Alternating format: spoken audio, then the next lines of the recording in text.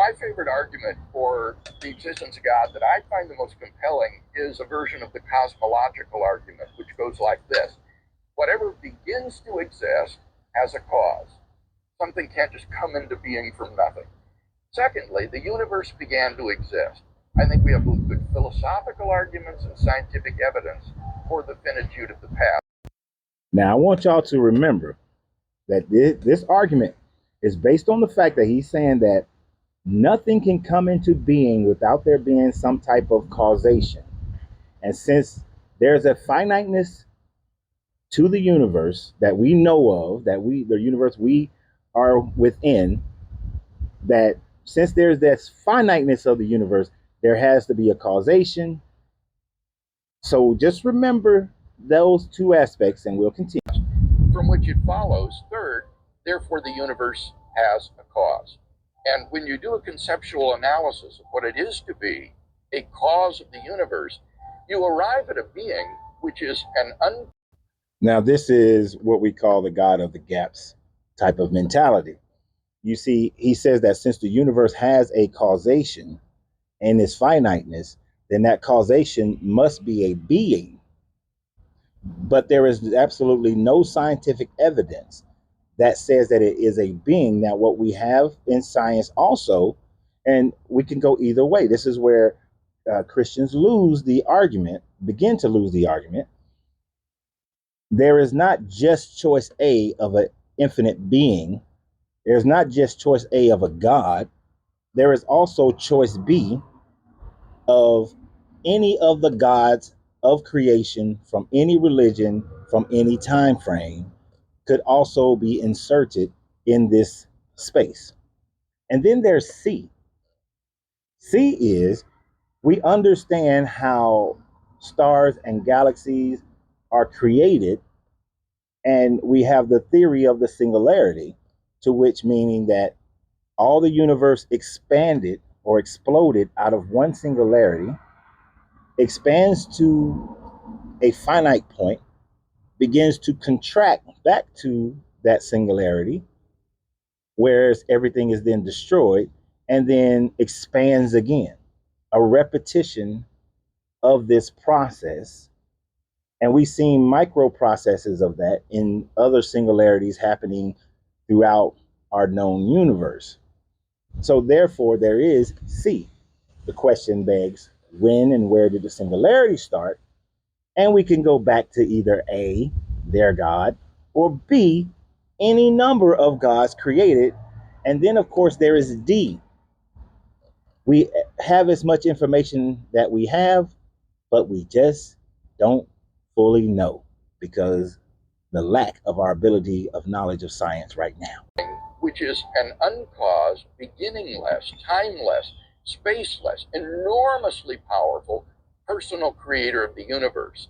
So for me, that is a very convincing argument. Now that was the hypocrisy. You see, he said that everything in the universe that is in being has to have a causation. And then because an infinite creator would be outside of the time as we calculate time, whether on Earth or we calculate star time or galaxy time or universal time, whichever format of time we measure things by, this God, yes, would be outside of that time, but there would still be God time. You see, God time would still mean that God, whatever you call God, whatever God is in God time. That would be outside of us, outside of our known universe. In the same sense that Spider-Man is within the time of Jack Kirby, right?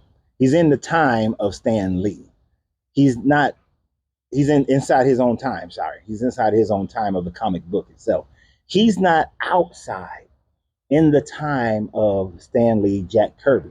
But Jack Kirby and Stan Lee exist in their time, which is the same time we exist in.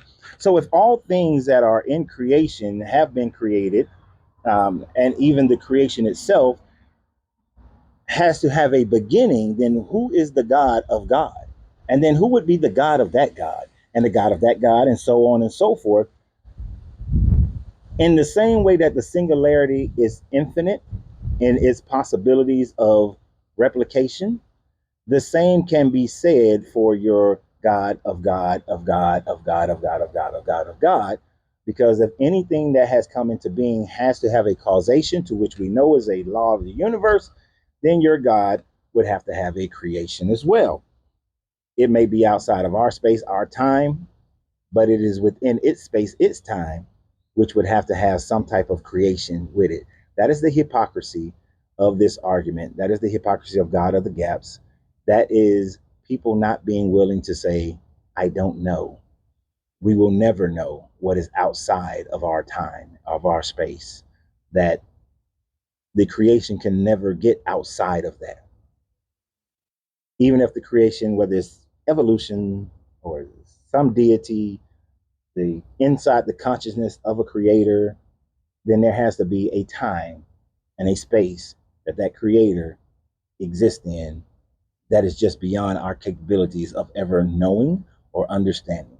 This is why the creator, the all, is unknowable and undescribable, but it is the arrogance of man that tries to describe it and tries to know it.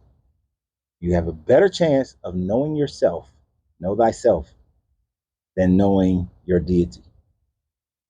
So, with that, always remember you have to free yourself to be yourself because your greatness is non negotiable. Good journey, good vibration.